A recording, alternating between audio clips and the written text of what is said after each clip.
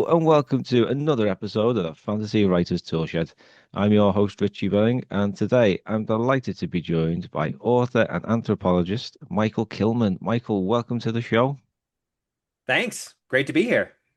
Thank you very much for joining me. It's a fantastic insight that you bring to the show. I think we'll always try and look at all different types of science. We've looked at sociology and psychology in the past, and we've never looked at anthropology. And when you reached out, you made so many fantastic points about like what you do, how basically that you can shape and structure your worlds in really interesting ways using anthropology, and you've written a lot about this. You've just recently, or not too long ago, released with a co-author, Kyra Wellstrom, a fellow anthropologist, and it's a book called "Build Better Worlds: An Introduction to Anthropology for Game Designers, Fiction Writers, and Filmmakers," which we're going to get into today. But first, Michael, I always like to start literally at the beginning and ask you about your journey, your background, how you became interested in writing, and specifically in your case, how you became interested in anthropology. Yeah, I mean, I I grew up a bookworm, and I just, as long as I can remember, I've been reading books, and I think my first true dive into science fiction and fantasy, I believe, was in second grade when I read The Chronicles of Narnia, and then I read the Young Indiana Jones Chronicles, which was like a whole young adult series, well, middle grade series and stuff, and got really interested. I mean, that was my first kind of like intro into anything remotely anthropological. A lot of people don't realize that archaeology is a subfield of anthropology. It's actually one of the four major subfields. And so, like, Indiana Jones was essentially my first kind of taste of that. And then from a very young age, started trying to write my own stories. I never got very far in any of them until I was a teenager, and I decided to try and write my first fantasy novel after reading a whole bunch of like Terry Brooks and the Nice. Shannara series, and I was reading a lot of Michael Crichton and Jurassic Park. I believe I read that in fourth or fifth grade. And then I just consumed every Michael Crichton book I could possibly find from that point on. So, I always had like a strong basis of kind of speculative fiction, and of course, horror. I was very into like the kids' version of Stephen King, which was Goosebumps, right? Oh I yeah, think I remember them. yeah, I think there was an American article once that said uh, Goosebumps was the training bra for Stephen King or something like that. Yeah, that's a good way to Um, put it. but yeah, I was always like a vociferous reader, and I kind of just didn't really know exactly where I wanted my life to go exactly as a teenager. I was trying to write. I was in some rock bands. I very seriously tried to go to a music performance program as my first attempt at college. Got there, very quickly realized I just was not as good at playing the guitar and the bass as I thought I was. And couldn't even get into any of the college bands for audition, even having played jazz band and rock and all that stuff in high school.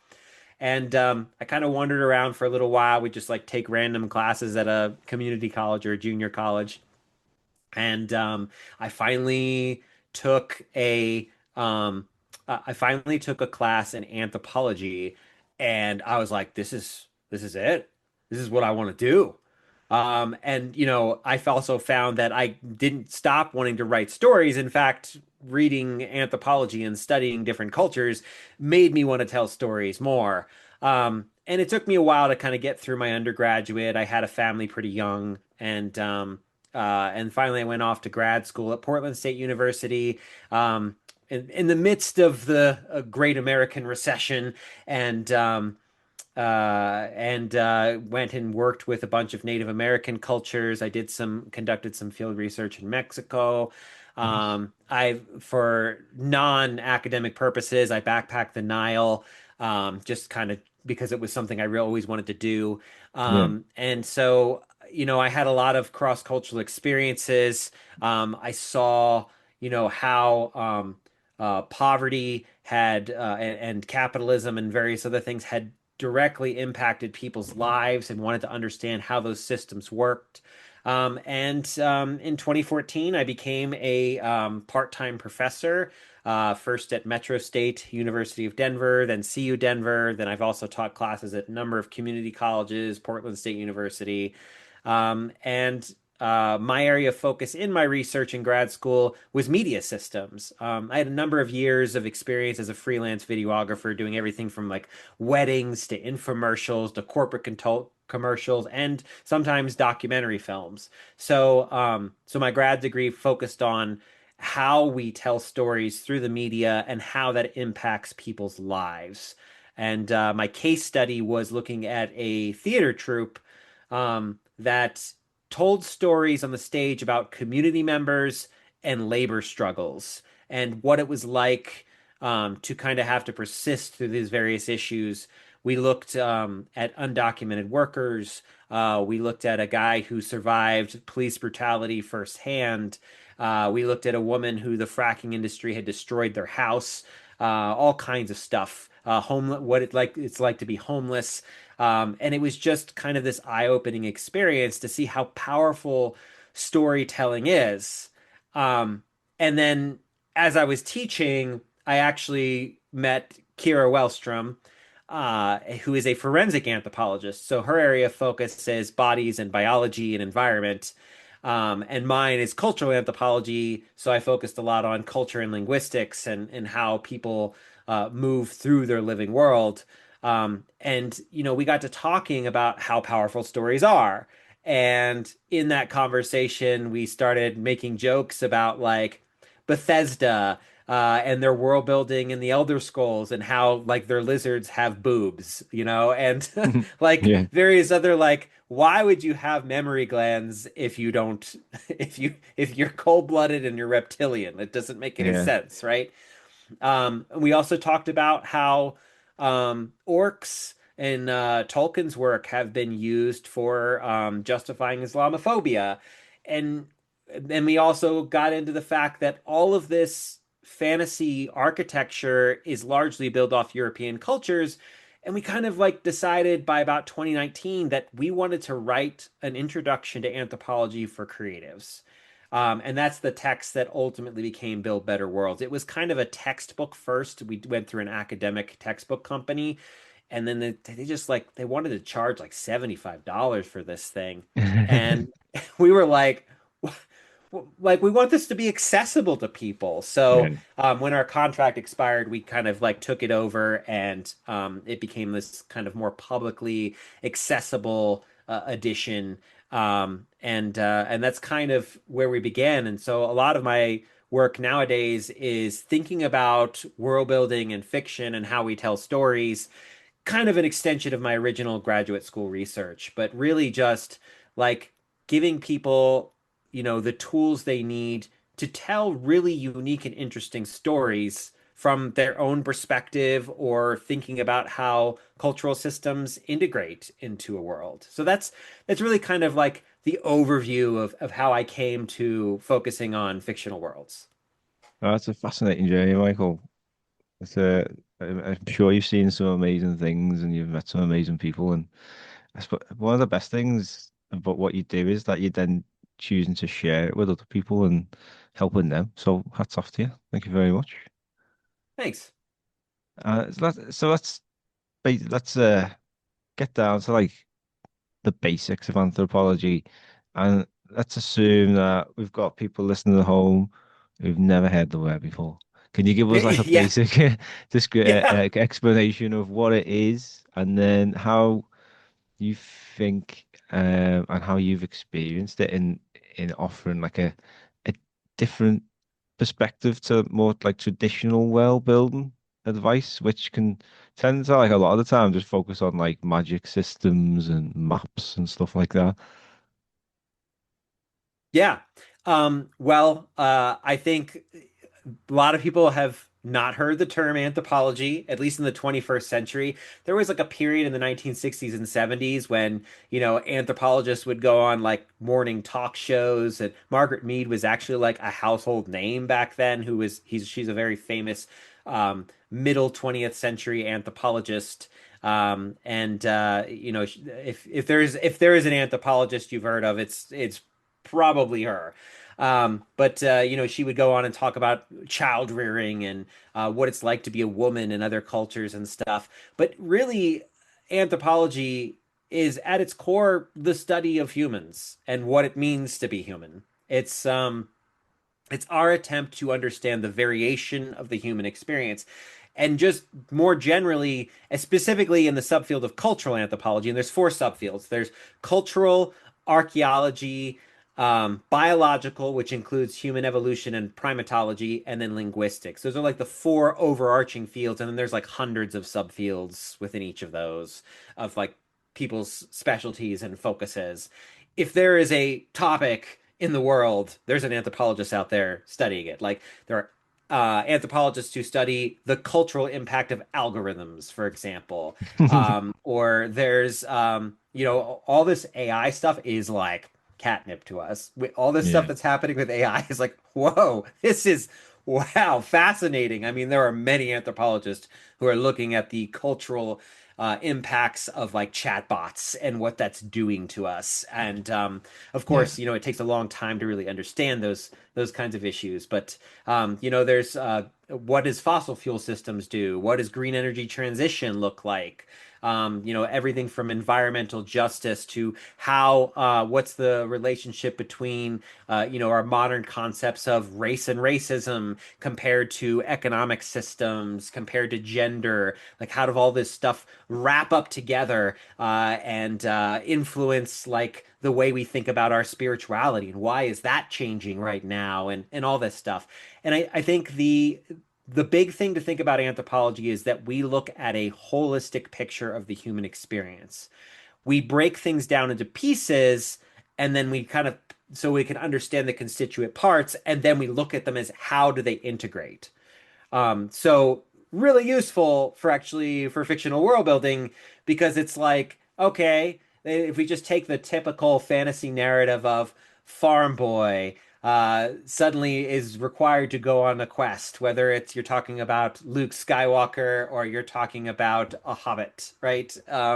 So, basically a normal everyday person is suddenly called to an adventure, and what does that do to them?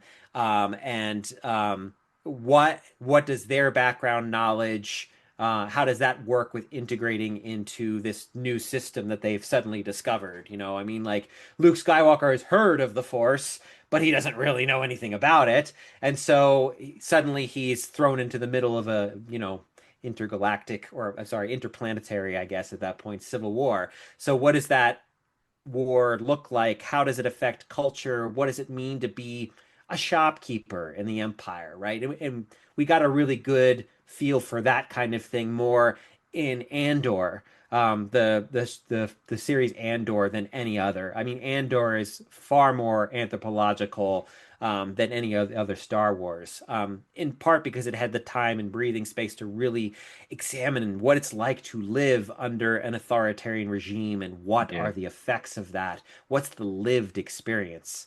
And Yeah. that's what anthropology focuses on. What is the lived experience of a person? And we say in cultural anthropology, there's two things that anthropologists really start with, specifically cultural anthropologists. And that is what is possible in the human experience and what is necessary. So we actually have to start with what is necessary, right? What do you need to have a culture? And that all depends on the size and scale of your culture, right? And I often, when I'm teaching classes and we talk about political integration in particular, we're talking about political anthropology, you know, I I bring up, a question of poop. If you are in a small scale indigenous society and there's 150 people, where do you go to the bathroom, Yeah. right? So where do you think you go to the bathroom in that society? Yeah. Well, I'm just guessing it's all like shared, isn't it? Like a big latrine pit. Well, you don't even need that. I mean, you just go out into the woods somewhere. You just go away Yeah. from your water supply and your animal source. It's only 150 people. There's just, especially if you're in the dense Amazon, that'll be gone in a couple of days. No big deal. No Yeah. pollution, no nothing. But if you live in a city, like you live Liverpool, you were saying, or Denver, and you've got hundreds of thousands or millions of people, you can't just go to the bathroom on the street. You have to set up a system to deal with sanitation. And like just to run a single public restroom requires piping, it requires resources from multiple locations, it requires a water treatment program. It requires whether you're using a bidet or a toilet paper, that requires a whole different infrastructure.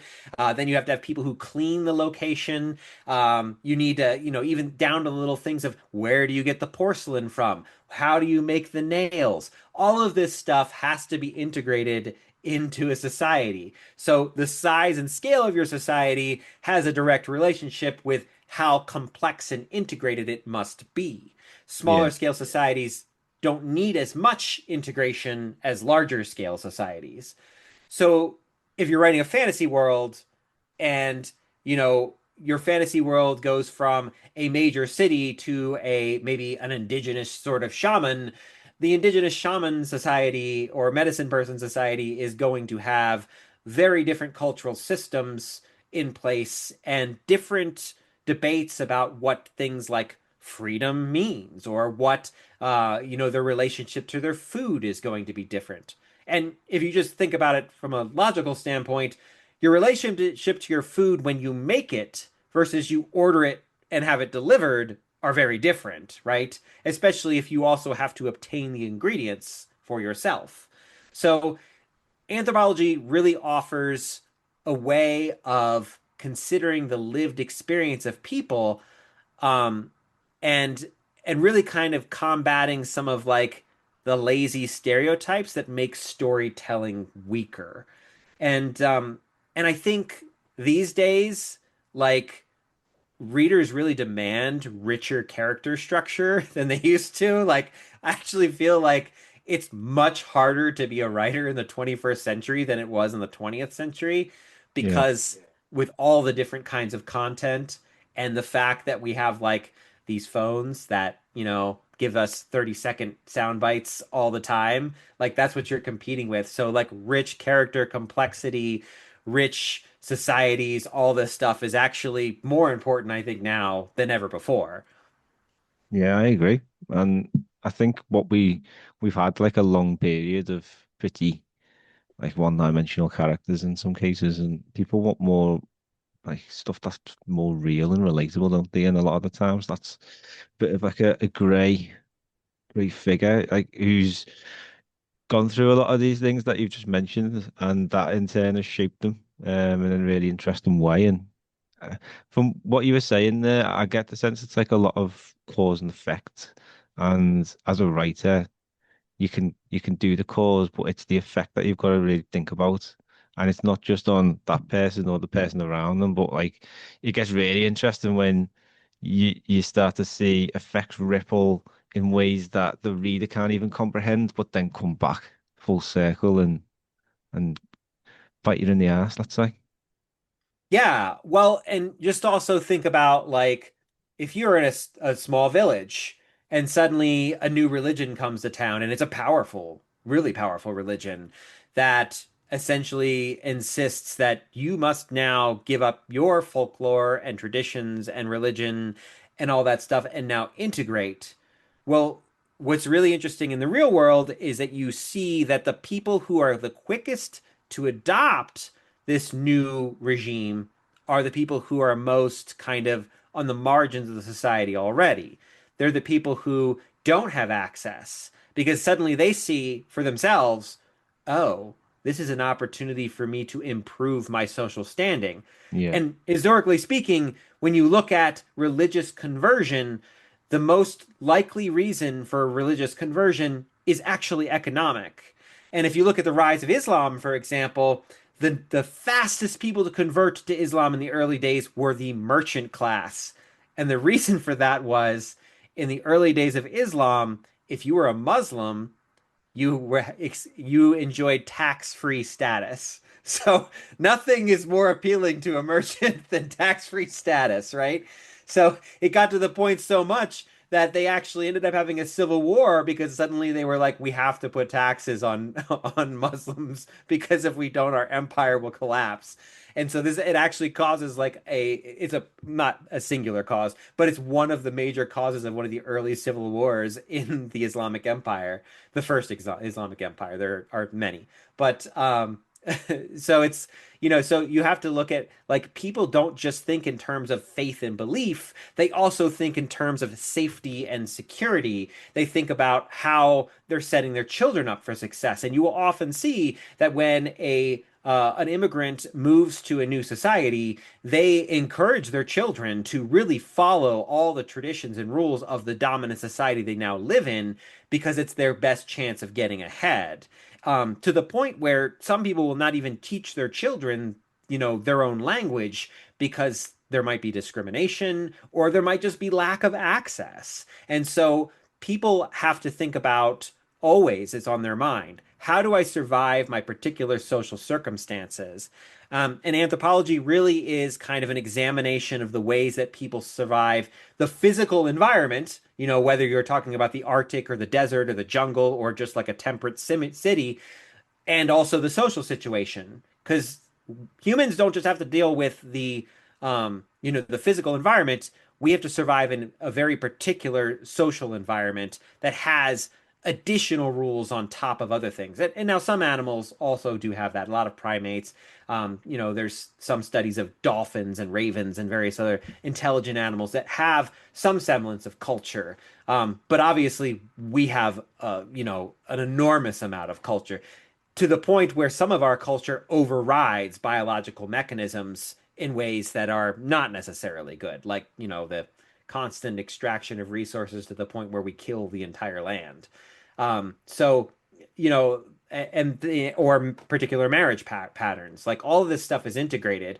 The kind of marriage you have in society is almost always a reflection of the economic system in which you persist. So there's all these things that are deeply, deeply interconnected, and that people just kind of take for granted as everyday knowledge. But there's just so many ways of being a human, and I just think honestly, I just think it's fascinating to think about like how does a real matriarchal structure work, or what happens if you don't have a concept of the past tense, like the Piraha tribe in the Amazon.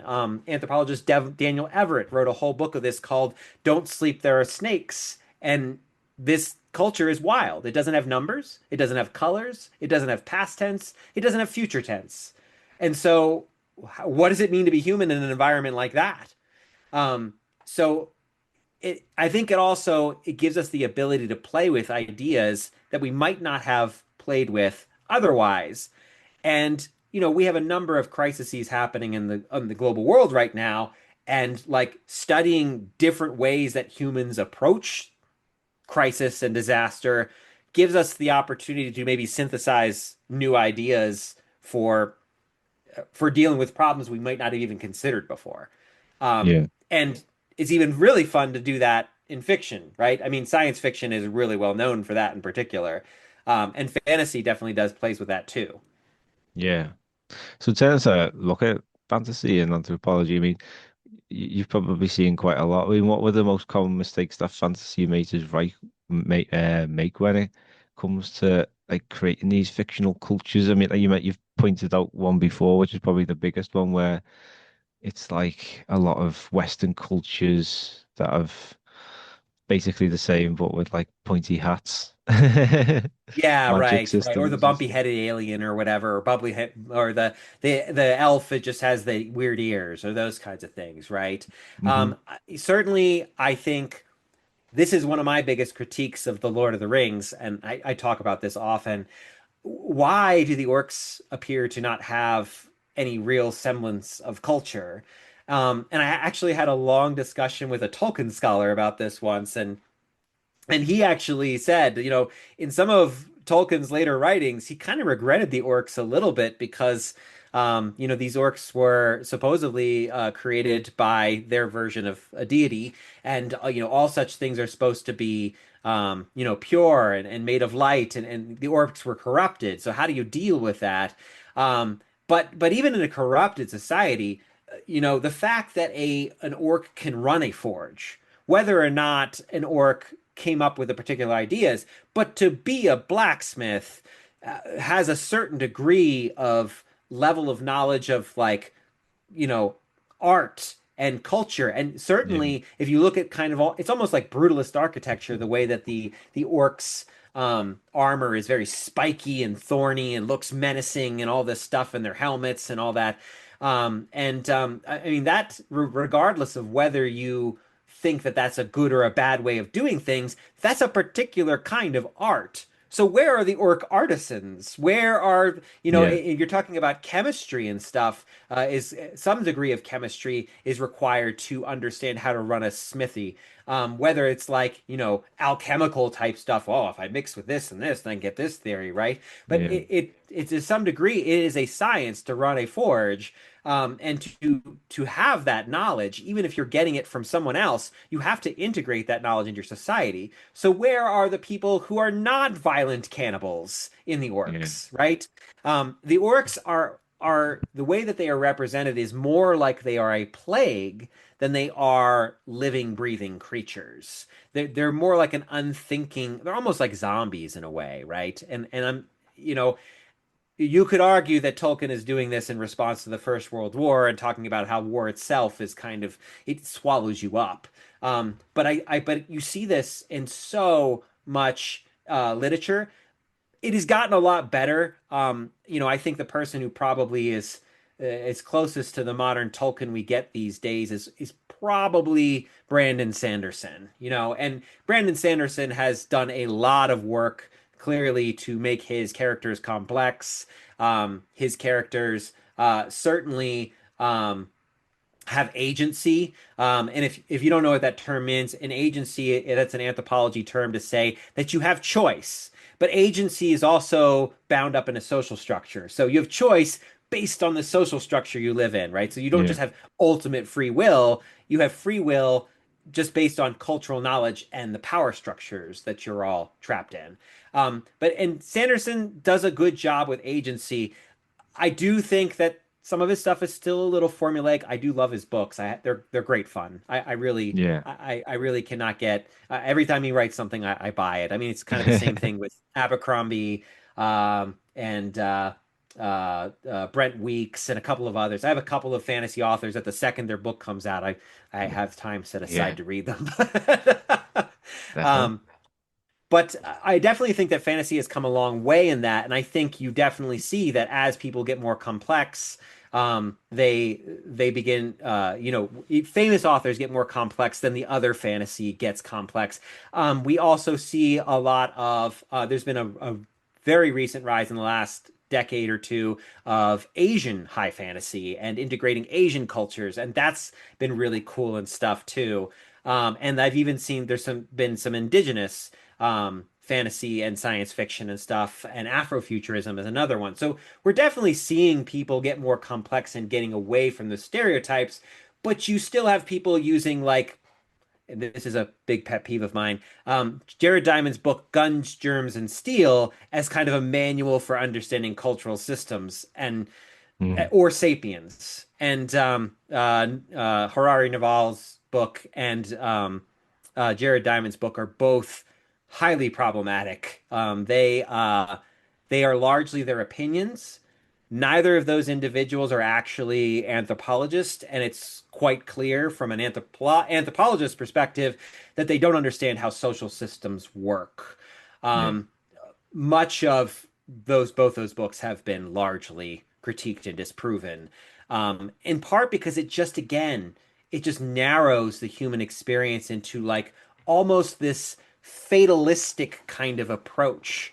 And I think my one big critique of fantasy is like the simple happy ever after kind of ending. Yeah. you know when you have those sort of things that kind of resolve themselves and everyone gets what they want in the end, and sure, I mean there's a place for those kinds of things, but I think even in these more complex ones a lot of times there is a clear resolution, and it's like when you overpowered the Dark Lord you didn't think that there was going to be like serious blowback. Like and the newest Star Wars trilogy, and I keep mentioning Star Wars because I actually put Star Wars in fantasy as opposed to science fiction because I Yeah, think science the fantasy. structure.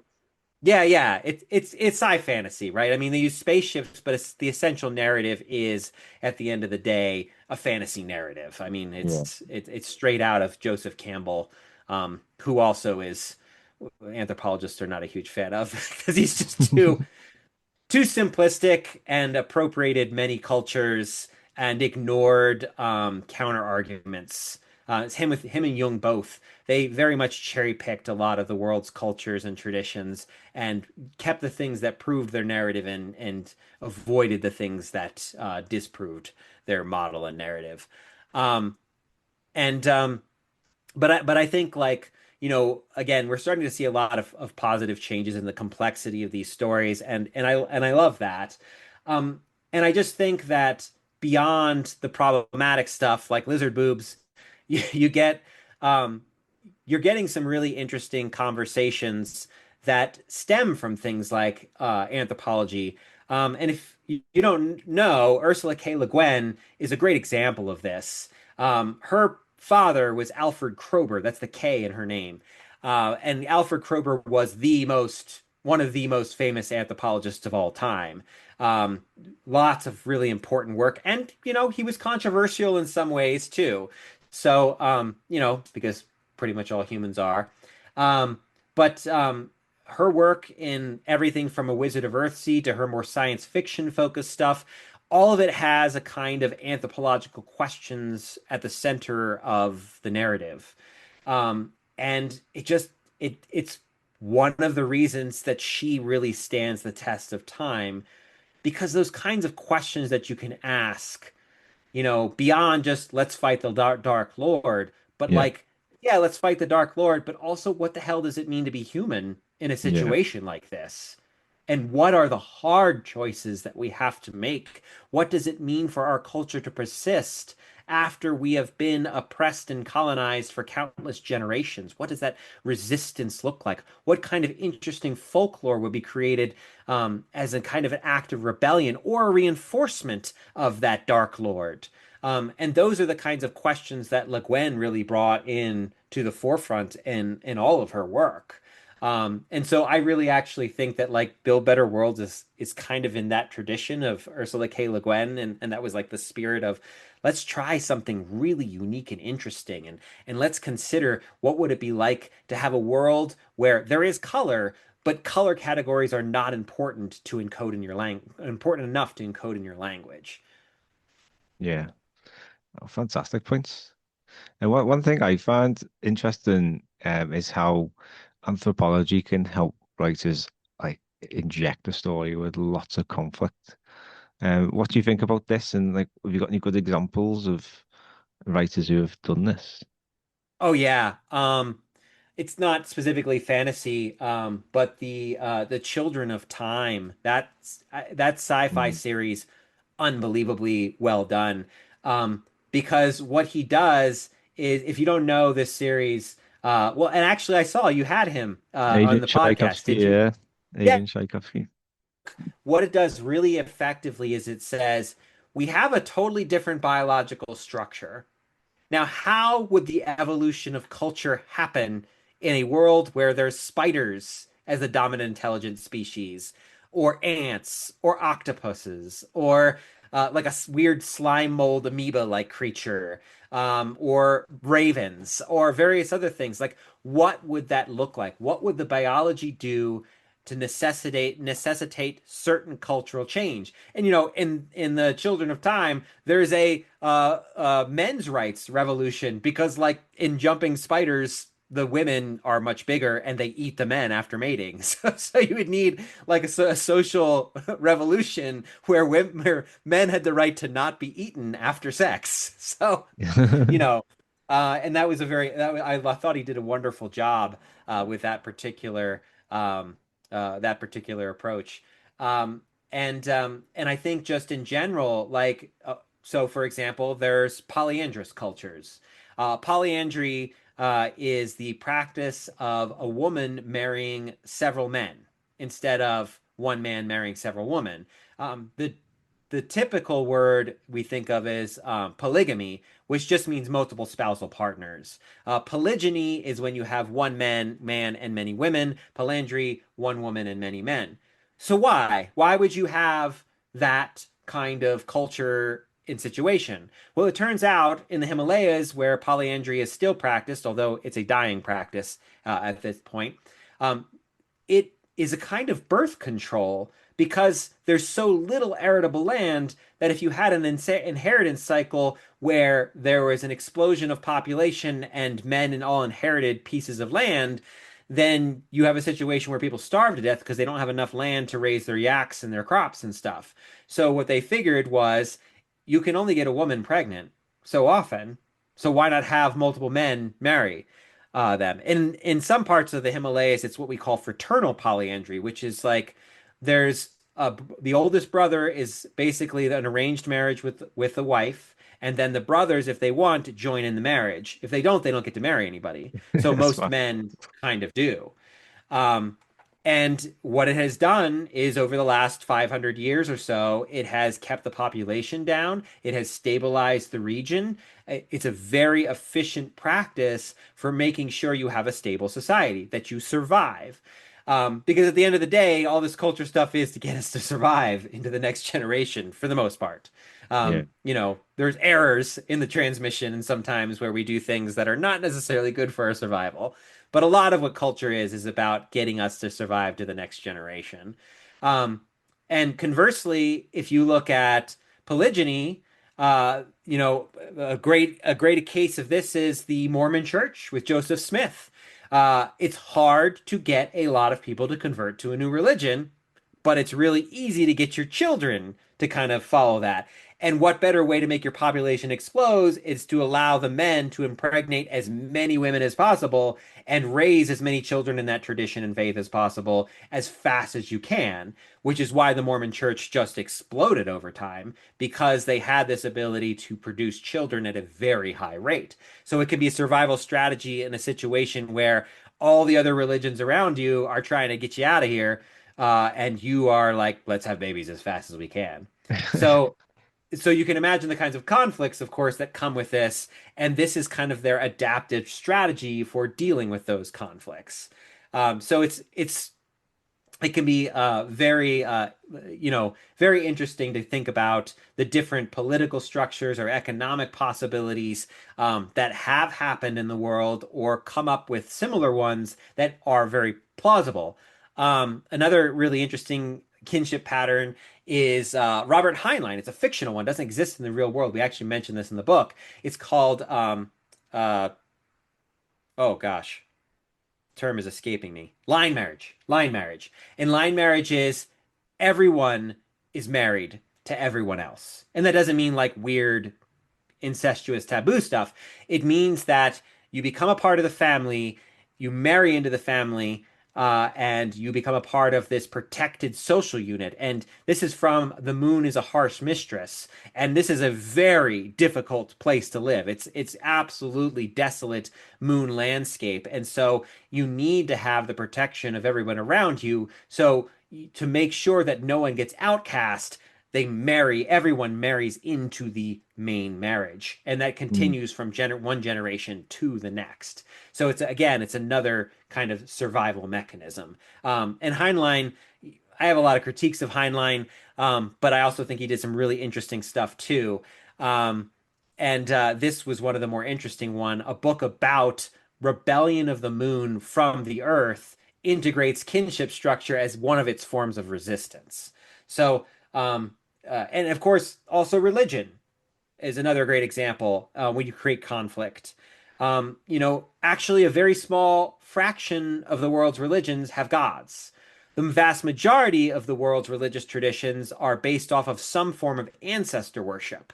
But because we have these world religions that are directly connected to empire and expanding the power of empire, we have come to believe that religion is synonymous with gods. And it is one of those things in fantasy books that does kind of irk me, is that all of the fantasy religions have gods. Yeah. Why?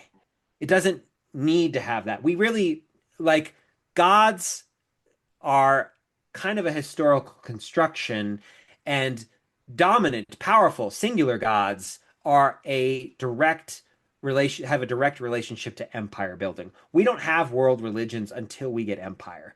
And we don't really have gods as being an important feature until that time either. You have gods before that, but it's not until we get to empire and this kind of need to convert ideology beyond religion. It's not just about religion. It's about getting the citizens of the empire to all kind of think in similar terms. And so that includes economics, that includes kinship patterns, but that also includes religion. Because if you have a whole bunch of religions in one society, it's actually very difficult to manage, as Americans like find out all the time. Like, you have all kinds of different clashes of religious ideology going on a regular basis because what your religion says about morality versus what your secular class versus your government says creates all kinds of conflict. But it is one of my big pet peeves about fantasy or really just any fictional worlds when they just assume that gods are kind of like the default mode for religious practice. Um, the Piraha tribe have a spontaneous possession or religious tradition where at any point the spirits of the forest can overcome somebody. They don't have a centralized kind of leadership of religion. Just any person can suddenly be possessed by a forest spirit and they will just make pronouncements about what's wanted or what's needed by these spirits at the particular time. And it's just like a very different and fascinating approach.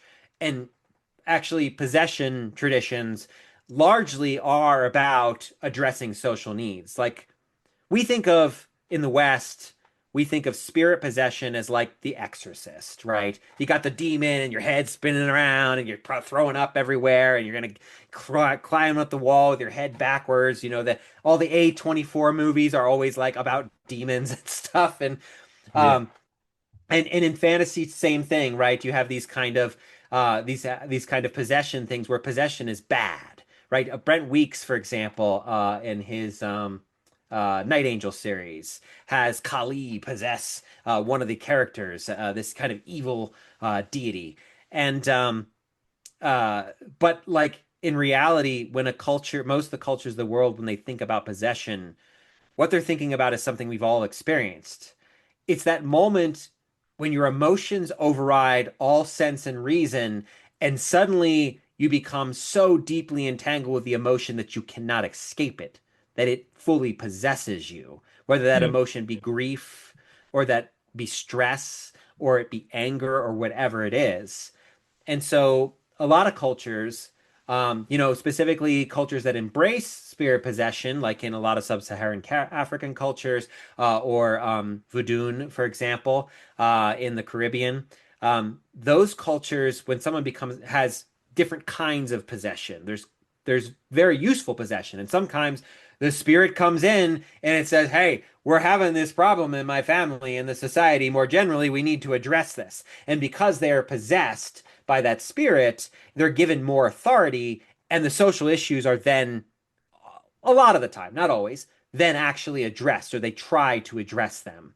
Um, a very famous anthropological article written in the 1990s is called "The Production of Possession." And this is about a series of multinational garment factories in Southeast Asia. I believe it was Malaysia or Sri Lanka. Off the top of my head, I can't remember. Um, but in this article, these women are suddenly put into this factory, and these are women from indigenous cultures or small scale farming villages that have never ever experienced a factory life. They don't even have like toilets. They have pit toilets. They have outhouses and stuff. They don't have flush toilets. And on top of that, in that society, it was very patriarchal, and so the men were the workers and the women stayed at home. But suddenly you have this multinational garment company come in. They drop a factory in the middle, and they're like, "Hey, so now the women are working. Now you have like flush toilets, and now you have extremely long and difficult work hours that you have never had before." And suddenly there was an outbreak of spirit possession in the factories, and literally women just started freaking out and smashing machines, and like you could say like, well, maybe it was just the stress of it, but like whether instead of spirit possession, but like, does it really matter? Because what happened is they had to shut down the factory, and they had to like reinvent things. And I brought up the toilets for a reason, because in that particular culture, spirits live around standing water. So when they saw the toilets with a tank of standing water in it, it also kind of triggered their their cultural traditions to kind of assume that this is a dangerous place where dangerous spirits lie. And then on top of the terrible working conditions, that pushed them over the edge. And they had these outbreaks of mass possession in these factories.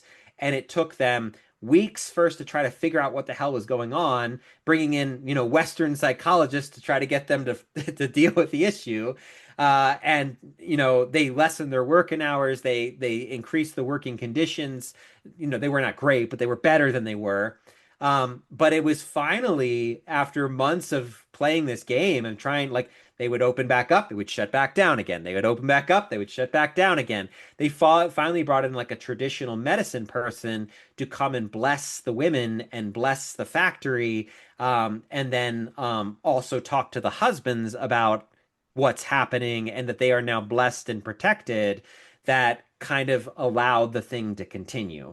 So you'll get all kinds of really interesting conflicts that are possible to play with in your fantasy if you understand that, like, there's these really strange and interesting things that humans do, and all cultures are bizarre. Like, we all have things that are like, from an other culture perspective, like, good Lord, yo, what are you doing with that thing? Oh, that's amazing. There's some fantastic examples that you just shared. Well, I mean, yeah, as a writer, what do you think you can do to really make your sort of creations feel genuine and almost real?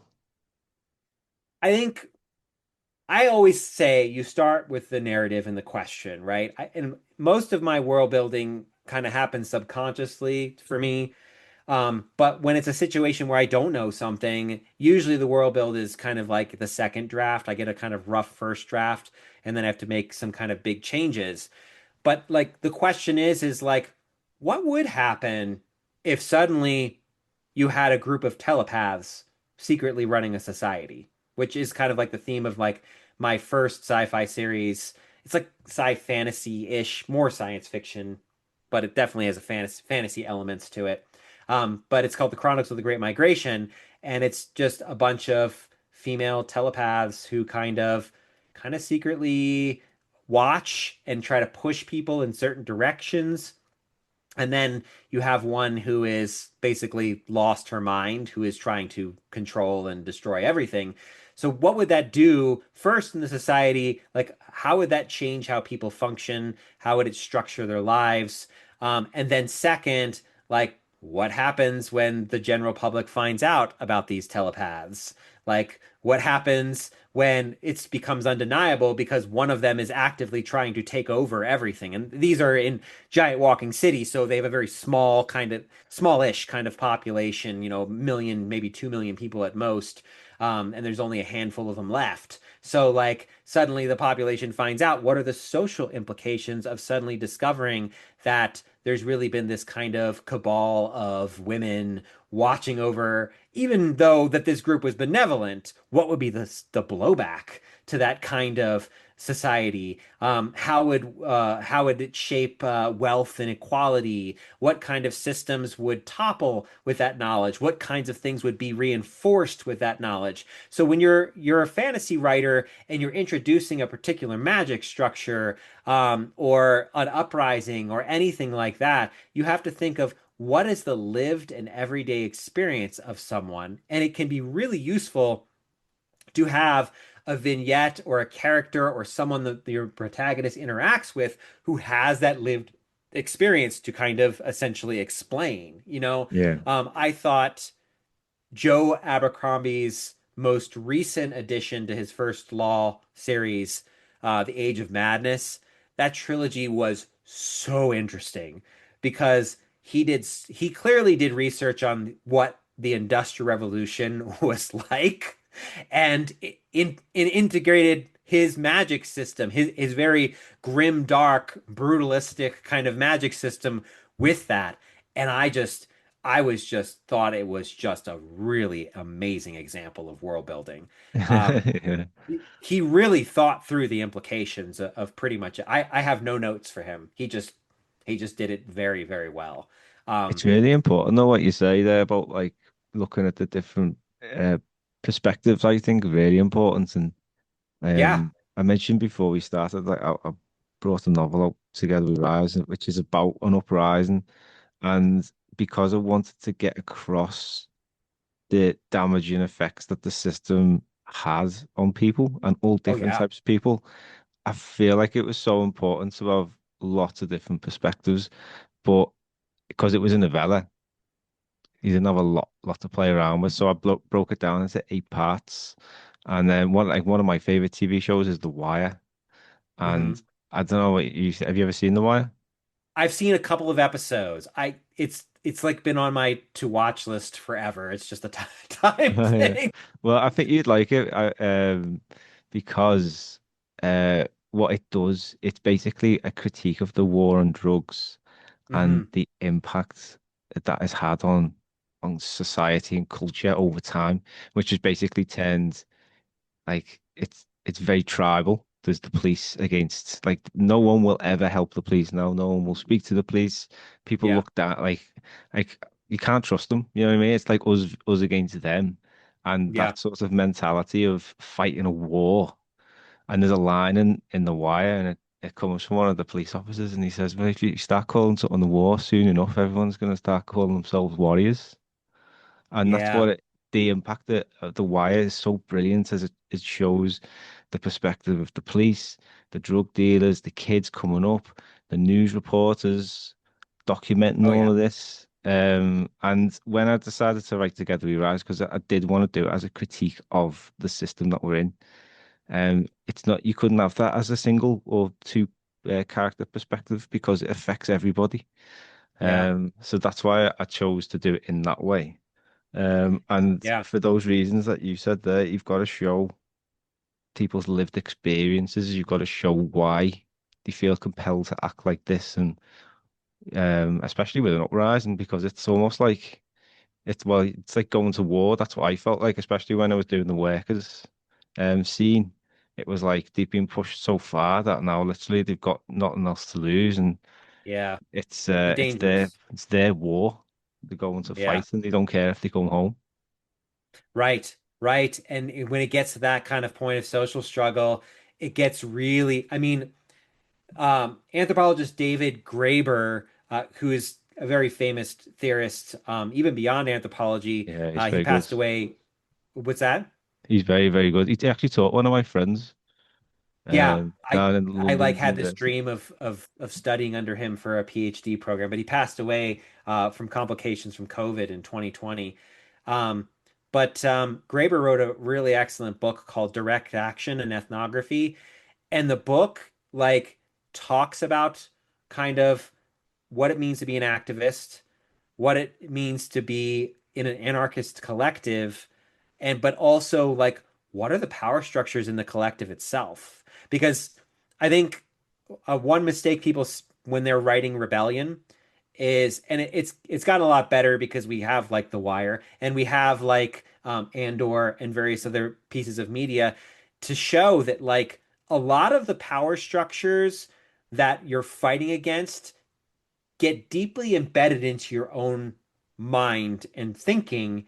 Yeah, And so a lot of activist organizations will inadvertently recreate these same power structures that they are fighting against, right? yeah, So Andor's a great example because you have some people who are legitimately fighting for rebellion, for a change, for a difference, but they take on authoritarian tactics to do it yeah, because A, they may feel like they have no other choice, but B, also the violence done to them, the experiences that they have make them brutal people. And mm, when you have a bunch of brutal people fighting a resistance, that's when you get someone like Napoleon who takes over after the French Revolution, right? You have a situation where or you have Hugo Chavez in Cuba. Yeah. Um, you have these people Communists, who, and we went to Prague recently, and same thing happened there when the communists took over. Like they just purged everybody who was part of the old yep, regime, and then gave themselves really preferential treatment. So anyone who was in the Communist Party got like free education, yep, like free housing, but they took all that from other people and redistributed it. And in the end, it became worse than what was there before. yeah. I mean, you have to be careful with ideologies because the second you have kind of a firm dogmatic system, that just opens up things for abuse and the accruing all the power into one kind of center. And I mean, it's why, like, this is one of the things I see, and this is not necessarily world building related, but maybe an interesting question for someone to play with in fiction. Like, the core problem of capitalism, communism, and socialism is the same. It's not, the question is the question that those three are really asking is who gets to control the extractive system, but they never look at the problem of the extractive system in the first place. And so long as the system continues to do the same kind of hyper extraction of resources for the benefit of a few, so that all, in the face of many people, you just replicate the same problems. It's why, the communist experiment didn't work, because they really didn't change the fact that you still have to go out and colonize others and extract the resources to make it so the home empire can be strong, so that you can fight the war against the capitalists. So it's like it was just a shifting of who had the power. It wasn't really any kind of real serious reform. And the same thing happens when you see socialist organizations like Northern European cultures. They're still doing the same extractive, problematic things, while the people locally and at home benefit from better working conditions. It also relies on the working conditions outside in other cultures and other places around the world. And so you're not really solving the problem, you're just having power change hands. And that is like, a whole interesting critique you can play with in fantasy and science fiction, that, like, where at what point is there real change? Because can a violent revolution bring change, is a fundamental question we have been asking for centuries at this point now. Yeah. And so far the answer is no. Yeah, So then what do you I do? agree. Yeah, this that's a good rises of an revolution, but I don't. It's story, and it's just the story told over 24 hours, so you just see what Yeah. happens. Because, like you Well, say, I'm not confident in saying that everything's going to be fine and dandy after. And the point I leave with it is that there's like evil might have been in control once, but it's always going to be there. And I mean, any kind of violence uprising is going to radicalize other people, isn't it? It's like why I think yeah, the whole like I wrote a story recently about the war in Gaza, and the whole point of the story is that like just bombing people and killing them just to assert your authority isn't yeah, gonna isn't gonna change them people's minds. It's just gonna yeah, entrench them into like states of hatred and like yeah. desires for revenge. It's gonna perpetuate the problem forever. Yeah, and there's a really excellent book on Gaza. Um, and it came out 2007, 2008. So it's not dealing with the modern stuff, but it's extremely applicable. And it's called The Making of a Human Bomb. And it's forgive me, I forget the author's name, but he's an anthropologist who embedded himself in the Palestinian liberation groups for 3 years. And he just asks, like, why would you target civilians?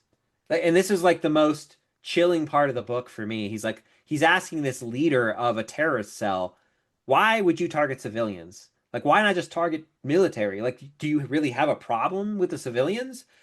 And he says, look, to live in Gaza means that drones circle around above your head every single day, that death can come to anyone here at any particular day. That they'll just they would shoot down farmers who were farming on their land or various other things, right? And like you can actually find evidence of all this stuff, of course. Like they don't even hide it. But like the point is, he's like day in and day out, we are terrorized. We are afraid to go anywhere, to do anything, because there's always this low level of anxiety that at some moment violence may erupt. What we want is to do that to the Israeli people so they understand how we feel.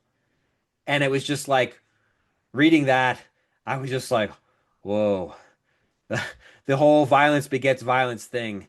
Like that guy, he is just his motivation is really because I've been terrorized, so must you. And it Yeah. just whether you agree with his statement or not is not the point. The point is understanding why he does the thing he does is the only way you make change. Yeah. So so Gaza is a really great case study for understanding how rebellion and power and oppression, all that works. And I mean, it's also a really good study, like looking at the original 1948 war. Like, and Middle East was an area of specialty of mine, so I know quite a bit about the history. Um, but like if you're looking at the whole formation of the Israeli state and how it worked, and is essentially the British dividing and conquering the Palestinians and the Jewish settlers against each other in the 1920s and 30s. And it's just like this long arc of complexity for how the hatred and violence happen. And boy, if you can replicate that kind of level of historical depth in your fantasy world, like obviously not in a novella, but like if you're writing epic fantasy, that's the kind of stuff you should be drawing on historically, culturally, because that is really what is going to give true life to your characters. That is going to make unforgettable characters that you might hate this character. You might think that he is just the worst, but boy, will he be compelling because Yeah. you heard him say this thing. We're doing it to you because you do it to us. That and who can argue that like to have your whole life destroyed? I mean, he interviews one of the suicide bombers. He profiles one of the suicide bombers. What happens? He didn't get to interview her because she's dead, but she was a 17-year-old girl, and she had a scholarship to go to a prestigious American university. She was finishing up her secondary education. She was going to take her fiance with her, get out of Gaza, make a life for herself. And she comes home one day, and her whole family had been butchered by the Israeli military. And a couple weeks later, she ran into a bus depot in Israel with a bomb on her chest. And it's like she did that because they took everything away from her. And whether or not, again, you agree with her actions, it's important to understand the psychology Yeah. of what people are doing here. And again, understanding that kind of psychology is what makes your fiction really pulse with life and energy. Yeah. Fantastic examples. And I mean, it's a sad state of affairs. All the things that happen in the world right now. But like you say, there's so much that we can draw on it from. And I think it's actually quite important to do that because writers, we should, so on some level, we should be writing about the things that are going on, trying to make sense of it, challenging it, offering Yeah. different perspectives. And anthropology seems very rich in helping you do that. Yeah, and it's just that's the purpose of art is to say something about the lived human experience. It's also why like having an AI write or make art for you kind of misses the point of the art because it's like the point is to reflect on the lived human experience both from yourself and from other people. And also like I think when we write more stories that are harder to read because they're more true or that they and it, again there's place for like cozy books there's always place for cozy happy things that just make you feel good and help you escape from the stress of life. There's nothing wrong with any of that, but I think if the majority of our critical stories are grounded in real world experiences and cultures, it gives us more opportunity and empathy to try to figure out the problems that we're facing. If you can read a fictional book and it can change the way you think about how people move through the world, then you're going to go out into the world and you're going to have a new perspective. And that's the beauty of a book is you're distilling years and years of knowledge and experience into one shortish volume that someone can take and internalize that information in a way that could be beneficial to them or others. And that's the power of fantasy and speculative fiction more general. It lowers our defenses so that we can ask the really hard questions that sometimes are just too hard to ask. Like I really believe in being informed on a daily basis about things, but there are weeks of time when I must step away from the news or any kind of stuff and just delve into fantasy or delve into my own life and my own things I'm dealing with because you just can't carry the heaviness forever. You have to still maintain some semblance of like hope because falling Yeah, into denialism is just as much of a problem as is ignoring it. It's in a way, being nihilistic about the state of the world is almost a cowardice. It's a giving up. It's a surrender. I can't possibly do anything ever. But like you can help your neighbor, yeah, or like you exactly. can at least listen, if nothing else. I always say just try and make the change you can around you. Because it's Yeah. easy to get like bogged down in the weight of the sort of problems in the world. Like you can get up every day and worry about war and stuff but like there's a lot of problems going on in your immediate vicinity that you can actually do something about. So it's a good way to look at it, Michael. Very well put. Yeah, and I think also like seeing the humanity in the asshole is and that's what good fiction does for us is it gives us like, well, this guy, he is a rotten person, but you know what? He has thoughts and feelings too. And like there's always going to be people in the world who are kind of too far gone, you know, to really deal with, who just kind of don't care anymore and they've just kind of fallen into this everything I do is for me and no one else. There's people like that, but that's not most people. Most people are just trying to get through their day and they will adapt whatever knowledge and system and beliefs and ideas that allows them to thrive and survive the best that they can, which is like when people fall into authoritarian systems. They do so because at some point, either on a subconscious or a conscious level, they have made the calculation that this is the best way to thrive in a difficult circumstance. And and I think including those kinds of lived experience into fiction is really important because otherwise you get like civil war. You get like the enemy is irredeemable and we can never possibly work with them on anything, right? And Yeah. that's, some of the danger of our, and again, my area was of research was media. That's some of the danger of the news narratives that we have, be it social media or 24-hour news, is we are hyperbolizing the enemy all the time and stripping away humanity. And bad fantasy fiction does that too, like the orcs and Tolkien. Had there been just a singular orc character, and Golem was close. Golem is close. Like you understand Golem is corrupted by this thing.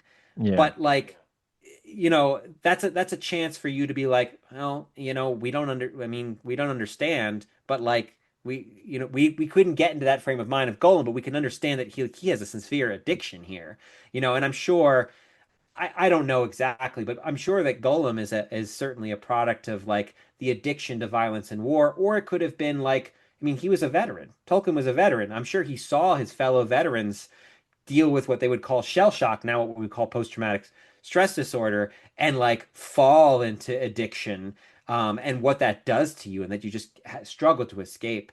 And so I Well, think, I'm pretty convinced Salcombe was a pothead. was he?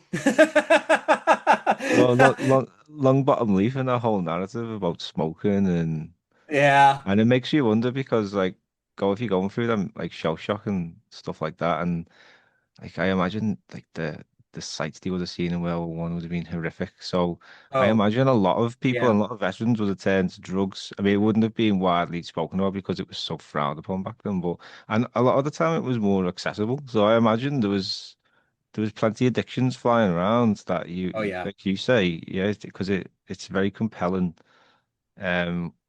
sort of reacting from Gollum to losing the ring and the plotting and the Yeah. scheming. It's literally like a crackhead in Liverpool.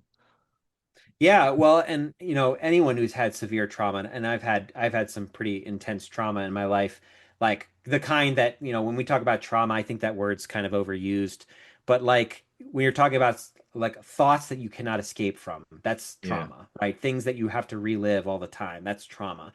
Like, you know, that's what a lot of what soft magic systems are about is how do you deal with that overwhelming trauma? And that's like, I think it's Brandon Sanderson who talks about this, who says that like the hard systems are kind of the rationalistic scientific approach. The soft magic systems are dealing with the trauma, right?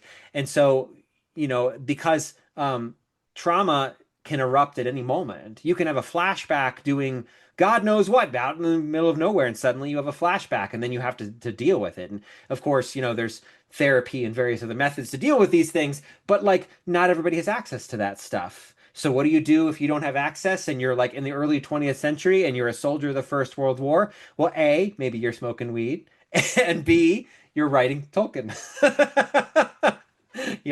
Like how do we process this information? Like that's the art sometimes is about the processing of terrible, unexplainable experiences. And not just and like the world building reflects that.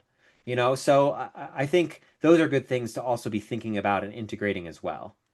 Yeah, definitely. Michael, it's been absolutely fantastic conversation. I've learned so much about anthropology and all these different perspectives that and I'm sure people listening at home have learned an awful lot and be excited to go off and try and put these new insights into practice and learn more because, like I say, this is, I'm sure we've only just really literally scratched the surface. And the next best step would be to go and get your book, which Yeah, is going to be on my reading list for sure. And I understand you've also got some podcasts where you carry on yeah. these conversations. Oh Can you yeah. tell us a bit more about where we can learn more about anthropology and about yourself as well? Yeah, I mean, if you head to my website, liridianslaboratory.com, there are many hours of free resources. I have kind of proto chapters before they became Better World on there. I have some that are chapters that I've written that are going to be in the second edition of Build Better Worlds. We're starting to work on that. It probably won't be out for another year or two. Um, there's also recorded conversations from Comic-Con panels I was on about world building and fiction and diversity, religion, myth, all kinds of stuff. I recently this year started a once it's usually about once a month a podcast called Ask an Anthropologist about world building, and I bring on experts from different fields. Like my most recent episode was a folklorist who that was her area of specialty, and so we discussed that. I had Kyra, my co-author, come on and talk about forensics in world building. The next episode actually will be out when long after this airs, but it's going to be on horses. So, for you fantasy writers, I brought on a person who's an equestrian and she's lived around horses her whole life and writes fantasy fiction. And so people can come on and they can ask their questions in real time. The second half of the show is just for people to come and ask questions. And so we have conversations about these complex, messy issues of how do you build a fictional world. I'm in conversations with an engineer and a medieval historian at the moment too. I'm not sure if they'll agree or not, but I'm always trying to get people on. So if you're actually listening to this and you want to talk about that stuff, you're always welcome to reach out to me as well. And I also have a podcast called Resistance Reads, which talks about modern social issues through the lens of literature, both modern and classical. Our next book coming up it will be Paradise Lost. And then I'm also launching a series called Anthropology Through Science Fiction on YouTube, and looking at how do you understand anthropology through the lens of science fiction. So I got a lot of projects. Just check out my website. I also have a Substack you can follow where you get stuff regularly. And I'm building some online standalone e-learning courses at the moment. Those will be out relatively soon as well. So there's lots of resources. A lot of the stuff is free, but also if you are, really needing help and you want to hire me, I also do consulting, those kinds of things. So Yeah, lots of stuff on anthropology. I love making content on anthropology and speculative fiction, and so there's stuff coming out of me all the time. You're a very busy guy. Yeah, well, I I hope enjoy you get a, I it's hope you get all a what I break at time. enjoy doing. Exactly. It doesn't feel like work, does it? It's passion. No, Well, Michael, thank you very much again. It's been wonderful chat with you. And thank you everyone at home for listening. thank you. Thank you for listening to the Fantasy Writers Toolshed. If you'd like to join our writing community on Discord and get access to fantasy writing classes and books on Patreon, check the links in the description. And if you don't want to miss any future episodes, be sure to follow or subscribe. And to support the show, leave a quick rating on Spotify or iTunes and share this episode on social media or with anyone who you think may be interested. Thank you very much for listening. Enjoy the show.